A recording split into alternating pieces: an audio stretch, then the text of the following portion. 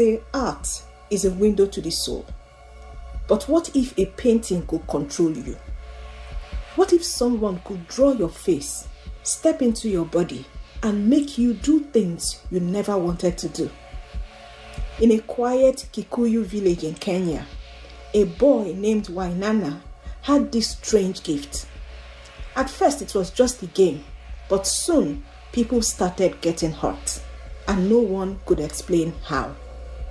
Until one day when everything changed. Once upon a time in the Kikuyu highlands of Kenya, in the small village of Gitima, lived a boy named Wainaina. From a young age, Wainaina showed an extraordinary talent for painting. He just loved to draw and paint. He spent almost all his free time drawing and painting. His favorite thing to draw was portraits. He could capture the finest details of a person's face, so much so that the villagers swore his paintings could breathe. But what no one knew was that Wainaina's painting held a dark and terrible secret, an unbelievable secret. He could enter the body of whoever he painted and make them do whatever he wanted. Shocking, right? It all started when Wainaina was 10 years old. It was a quiet evening, just getting dark. Wainaina sat cross-legged on the floor inside the hut, a thin candle flickering beside him while he drew. He was painting the picture of his elder brother, Kamau. Every brush stroke was careful, precise, as if his small hands carried the instincts of an artist far beyond his years. He had always been good at capturing faces. His mother often joked that his paintings looked so real, they might blink at any moment. That night, as he put the final touches on Kamau's eyes, something strange happened. A cold feeling suddenly ran down his back, making him shiver even though the air was warm. And then he noticed that his fingers stopped moving and the brush fell from his hand. His heart was beating loudly in his ears and his eyes became blurry, like a thick fog had covered them. He felt strange, so he tried to move. He tried to speak, but his body wouldn't move. It felt like like he was falling deeper and deeper into a dark, endless hole. Then, just as suddenly as it began, the darkness vanished. But surprisingly, Wainaina was no longer in his own body. He was looking through Kamau's eyes from the painting he had just made of Kamau. It was at that moment that he realized he was no longer himself. He was Kamau. Kamau was seated in the kitchen with their mother, helping her with the cooking. He could still see their small hut, their mother stirring something in a pot over the fire. But something was wrong. He wasn't seeing it from where he had been sitting. He was seeing it from Kamau's eyes. And then he felt it.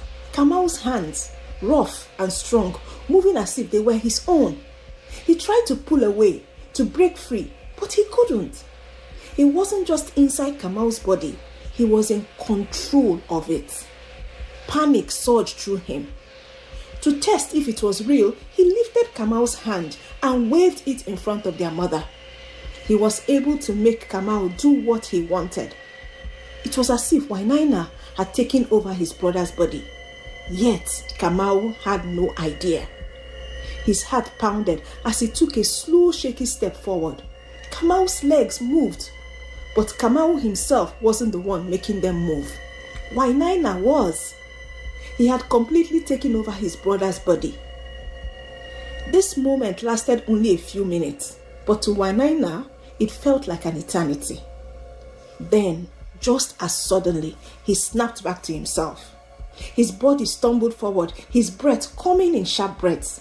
His hand shook as he grabbed at his chest, making sure he was himself again. In the kitchen, Kamau was still sitting where he had been, completely unaware of what had just happened. Wainaina swallowed hard, his throat dry. What had just happened? He wondered to himself.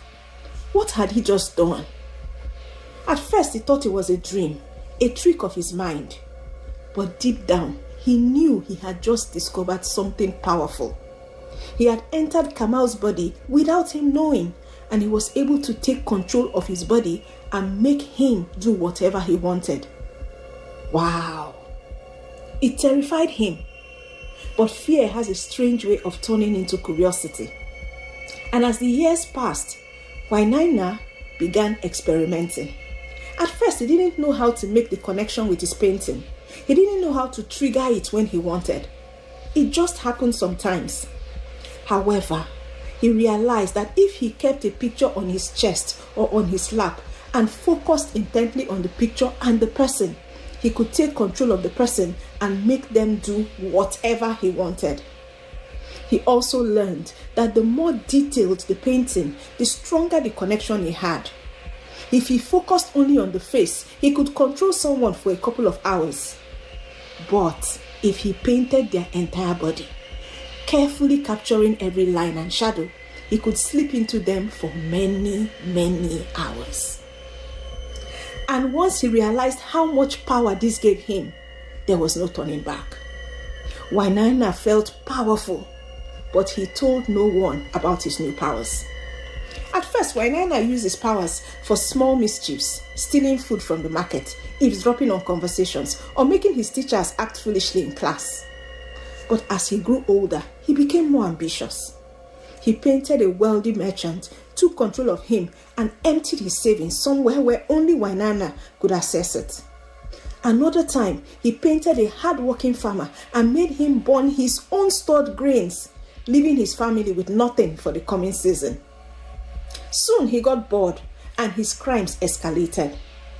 Wainaina had a land scuffle with one of the elders in the village, and instead of discussing like men, he had used his power to enter the body of the village drunk and made him stagger into the house of the elder and killed him. The drunkard was caught, convicted, and banished, never realizing he had just been a puppet.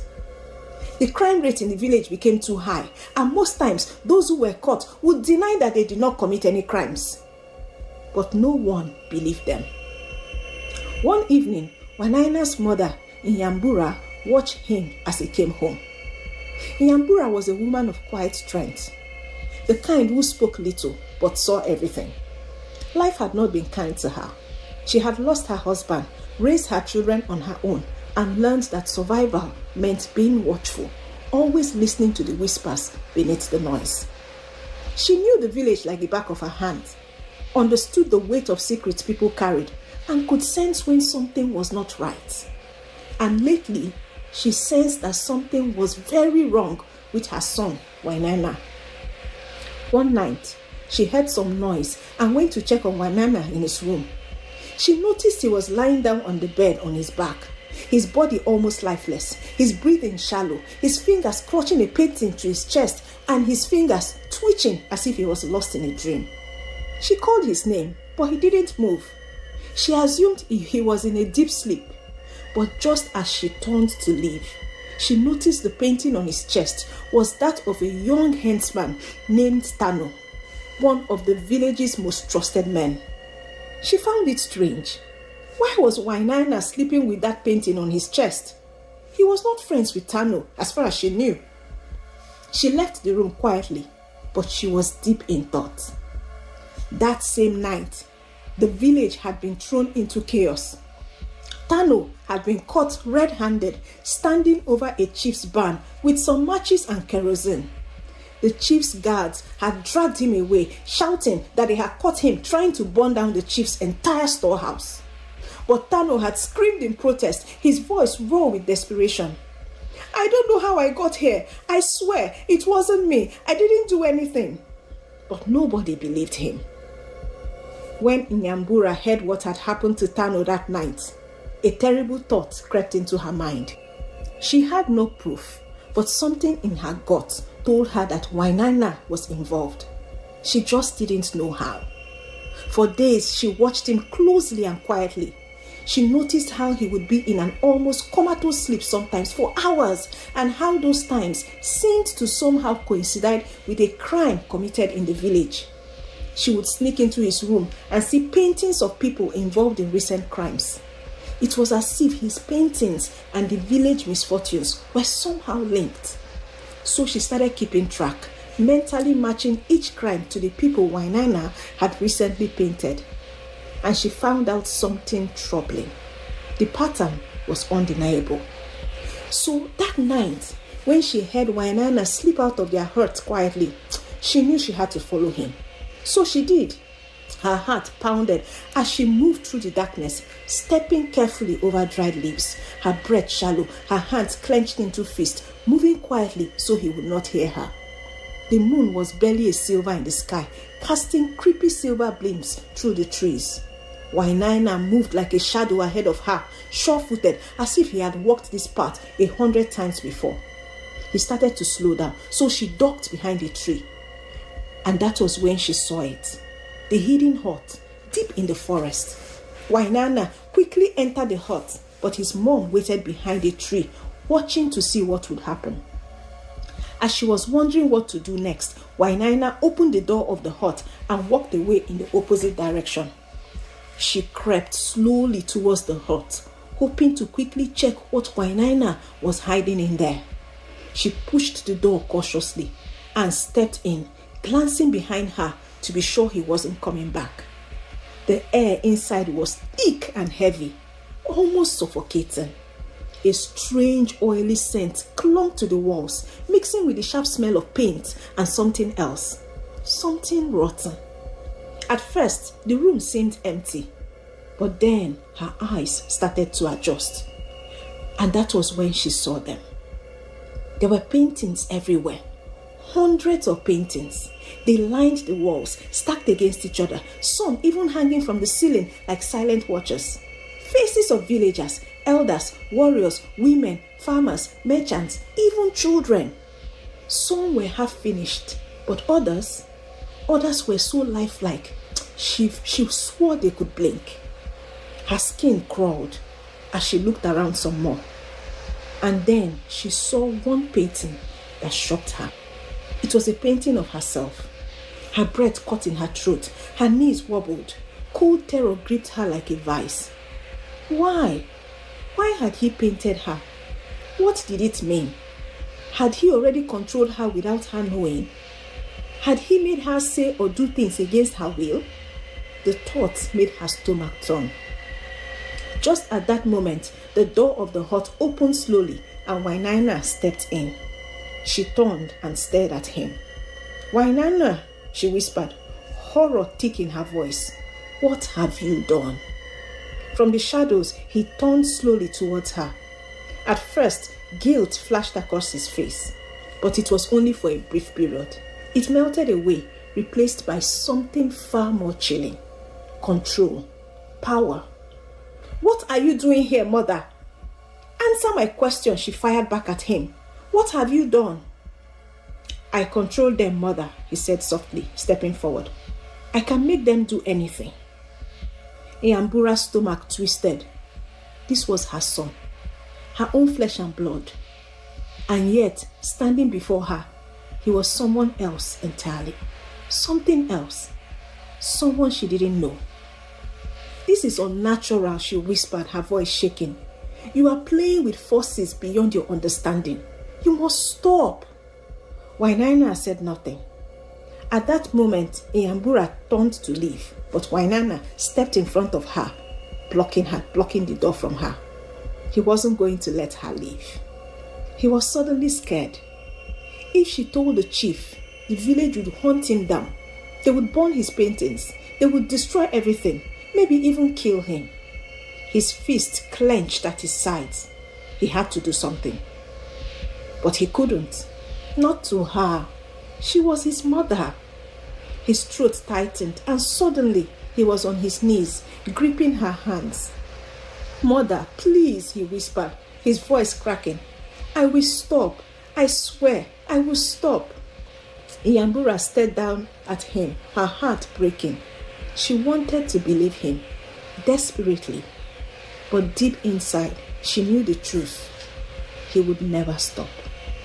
Nyambura stumbled out of the hut, her heart hammering against her ribs. The night air was thick and humid, but she felt cold as she walked quickly away from the hut. She had to tell someone, but who would believe her? Who would believe that Wainaina, the quiet boy who had once clung to her skirt as a child, had the power to control people through his paintings? She rushed back home, her mind racing. She thought about going straight to the chief, but fear held her back. If she accused her own son without proof, what would happen? Would they exile him? Would they kill him? Can she bear that? For days, she wrestled with her conscience. Meanwhile, the crimes in the village grew worse. More disappearances, more strange occurrences, whispers of dark forces spread like wildfire, and fear gripped every household. Then, one morning, Nyambura woke up to the sound of loud crying. Another villager had been murdered. This time, it was Mzee Karanja, the herbalist. The chief, Mzee Ndungu, could no longer ignore the unrest. By midday, the village square was packed with angry voices demanding justice. "We are not safe in our homes," one woman cried. "The gods are punishing us," an elder muttered. "The spirits are restless," another added. Mzee Ndungu raised his hand, calling for silence. His face was grave. "Enough! This is beyond us now. We need an outsider, someone who sees with fresh eyes, unclouded by fear." That was when he made the decision. He sent for Inspector Muriti, a renowned investigator from Nairobi. The man was sharp, observant, known for uncovering even the most well-hidden truths. If anyone could solve this, it was him. Wainaina heard the news that night. Inspector Muriti came to the village and started his investigation, interviewing people, visiting crime scenes, and collecting evidence. Wainaina was uncomfortable. He knew his time was running out, but he also knew what he had to do. So, under the dim glow of his oil lamp, he picked up his brush. His hands were steady, his strokes were precise, and he painted Muriti, capturing every wrinkle, every sharp line on his face. As soon as he finished, a familiar sensation washed over him: the trance. His body went still, his breathing slowed, and then he was inside Muriti's body. Through the inspector's eyes, he read the case files, erased all the condemning evidence, and he twisted the investigation. He did everything to turn the villagers' suspicion into confusion, ensuring that the crimes remained nothing more than unsolved mysteries. But even the most careful artist makes mistakes, and Wainaina was about to make his very first mistake. It was a Friday evening, shortly after the investigation had started. Wainaina had left the house, and Nyambura went into his room to confirm her suspicion. She found a finished, life-looking, detailed painting of Inspector Muriti hidden under Wainaina's bed. Nyambura sat down, exasperated. She knew what was happening. So, realizing the truth, she took the painting and ran to the chief's house. Nyambura burst into the chief's hut, breathless, gripping the painting in trembling hands. Mzee Ndungu frowned at the intrusion, his wrinkled face set in deep lines of disapproval. "What is this, Nyambura?" he asked, eyeing the rolled painting. "You bring me a painting in the middle of the night?" "It is proof," she said, her voice shaking. "Proof that Wainaina is behind the crimes." The chief sighed, rubbing his temples. "Nyambura, I know you are troubled. A mother worries for her child, but this is madness." "It is the truth," she insisted, unfolding the painting with a snap. "Look at it, Mzee. This is Inspector Muriti, isn't it?" The chief leaned forward, squinting at the portrait. The likeness was obvious, too perfect, too alive. It was as if Muriti himself was staring back at him. A shiver crawled off the chief's spine, but he quickly hid his unease. "Wainaina is a talented artist," he said carefully. "That does not make him a criminal." Nyambura's patience snapped. "Then explain this." She quickly grabbed a burning candle from the chief's hut and held it dangerously close to the painting. If I set this painting on fire, something will happen to Muriti. I know it will. The chief leaned back, shocked. Nyambura, this is dangerous talk. You cannot, but she had already dropped the flame. The fire caught the edges of the painting and the painting started to burn. In that exact moment, a chilling scream rang out from the inspector's quarters across the village. The chief's eyes widened.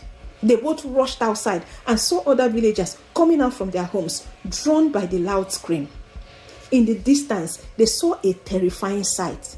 Inspector Muriti was outside the hut where he was staying. He was trembling on the ground, his body moving violently as if something unseen was burning him.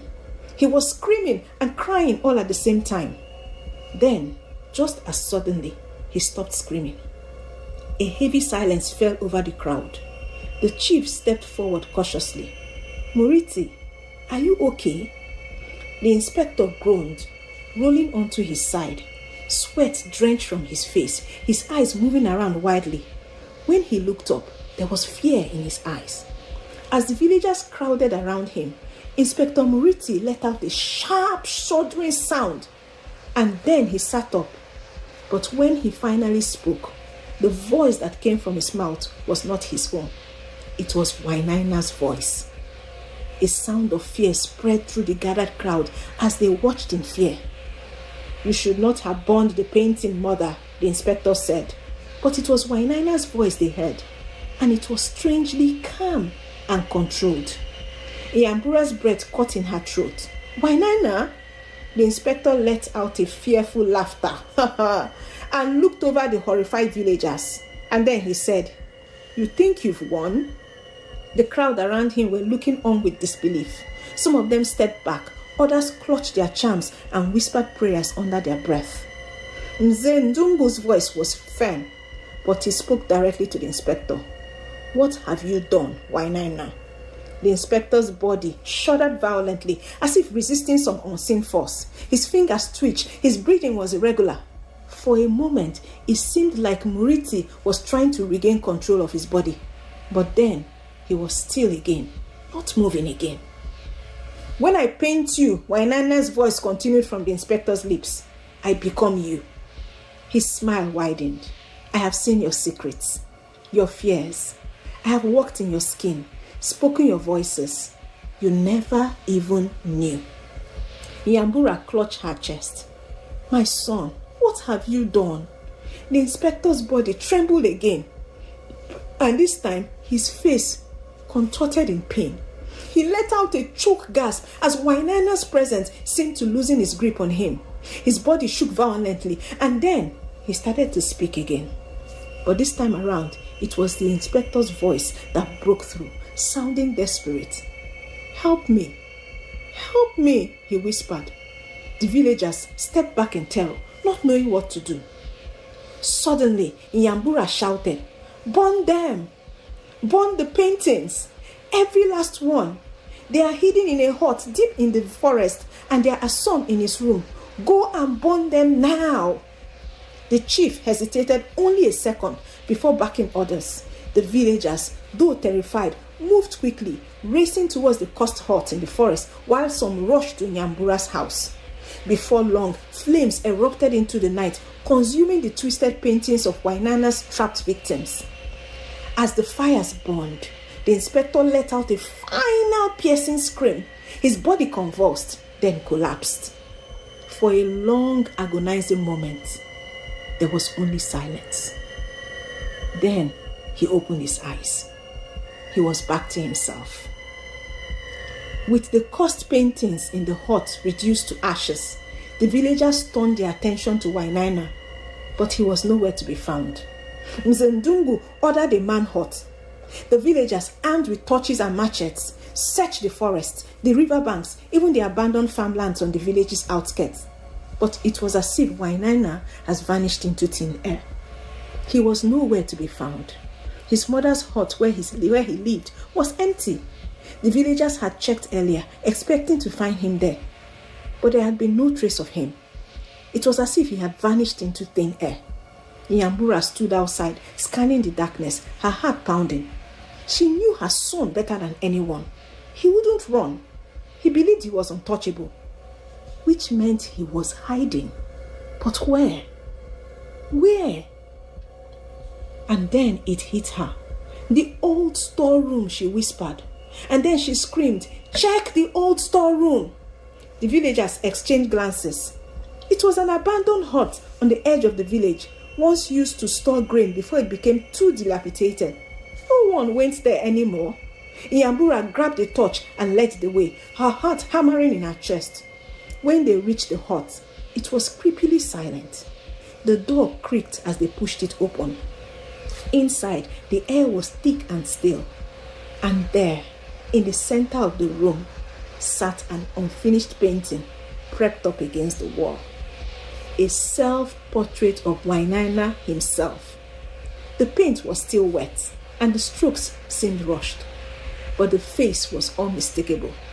Wainaina's own eyes stared back at them, wide, unblinking, and filled with terror. Nyambura's breath caught in her throat. She stepped closer, her hands trembling. "Wainaina," she whispered. The eyes in the painting blinked. A collective gasp ripped through the room as the villagers stumbled back in fear. Their torches flickered wildly as they struggled to understand what was happening. "He painted himself," Nyambura murmured, realization dawning on her. "He knew we were coming." The villagers exchanged uneasy glances. Some whispered prayers, others edged towards the door, afraid. But Nyambura knew what had to be done. "Burn it," she said. "Burn it now." For a moment, no one moved. Then an old man stepped forward, his hands steady despite fear in his eyes. He quickly lighted a match and took it towards the painting's edge. The painting caught fire while they all stared at it, not knowing what to expect next. And then they heard it. A scream. A loud scream. Not from the hut, not from the forest, but from everywhere. It was Wainaina's voice, carried on the wind, raw and agonized. The scream stretched across the village, rising into the night sky like the wail of a lost soul. He was screaming in pain, and the screams were coming from everywhere. The villagers looked around in fear, wondering what to do. And suddenly, the screams stopped. The silence was deafening. The villagers stood frozen, listening. But there was nothing. No more screams. Wainaina was gone. A heavy silence settled over the village as the last ashes of the cursed painting faded into the night. No one spoke. No one moved. Even the wind seemed to hold its breath. Then, slowly, the villagers lowered their torches. Their faces, once twisted with anger and fear, now showed something else. Relief, perhaps, but also a deep, lingering fear. Was it over? Was Wainaina really gone? Had they won? And if they had, at what cost? Nyambura stood motionless, staring at the ashes where her son's soul had been consumed. She had known he was lost, but this was something beyond grief. It was as if the land itself had rejected him. The village chief, Nze Ndugu, turned to the people. His voice, usually strong, wavered slightly. "No one must come here again."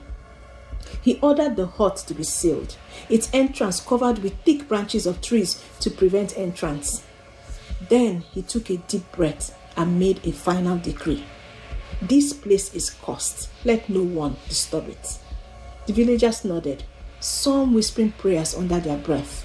Even the bravest among them refused to look back as they left. Days passed, then weeks, then years. No one dared set foot near that old hut. And soon, strange things began to happen. No grass grew near the hut where Wainaina had once painted. The soil turned dry and cracked, as if the earth itself wanted nothing to do with it. Birds, once common in that area, refused to perch nearby. Even stray dogs, known to wander everywhere, kept their distance. Time moved on, as it always does. The village thrived, new generations were born, and Wainaina's name was spoken of less and less. but the hurt, or what remained of it, stood untouched, a forgotten scar on their land. Everybody tried to forget the story of the painter who tried to control other people's fate through his paintings, but who became his own final masterpiece. This story offers some powerful lessons. Power without control leads to destruction. Wainaina thought he could control everything, but in the end, he lost himself. In addition, the truth always finds its way out, and no matter how well hidden a secret is, it will eventually rise to the surface. Thank you so much for watching. Don't forget to like and subscribe, and I'll see you in the next one.